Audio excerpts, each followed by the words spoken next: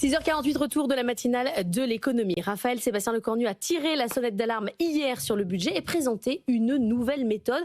Ça n'a pas convaincu les sénateurs LR. Non, c'est moins qu'on puisse dire, Laure. Une nouvelle méthode, c'était lunaire, me disaient certains pontes LR hier au Sénat, après la prestation du Premier ministre.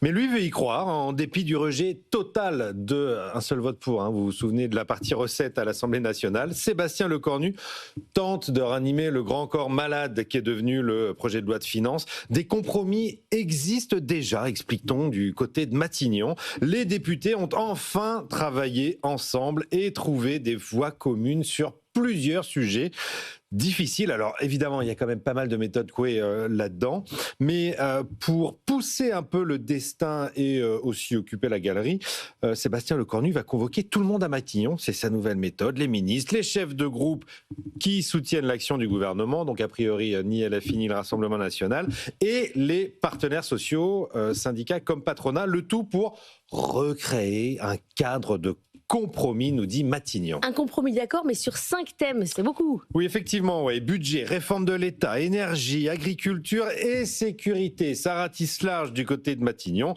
Sébastien Lecornu prône le, je cite, retour au bon sens, promet qu'il prendra bientôt la parole sur le train de vie de l'État.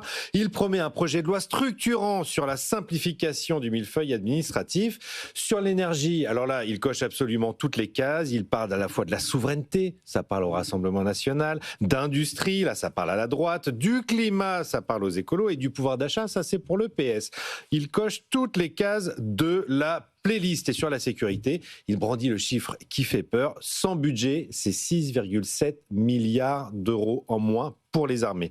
Du coup, ça doit accoucher de quoi ? C'est là que le bas blesse, Laure. Hormis un vote spécifique lundi prochain sur la défense à l'Assemblée et au Sénat, Matignon ne dit rien des véhicules que prendront ces discussions. L'idée, explique-t-on dans l'entourage du Premier ministre, c'est de parler davantage du fond et moins de la procédure parlementaire. L'idée, c'est surtout pour l'instant, et notamment par le vote sur les armées, de rapprocher et de raccrocher Bruno Retailleau et Édouard Philippe qui s'éloignent de plus en plus d'un accord sur le budget.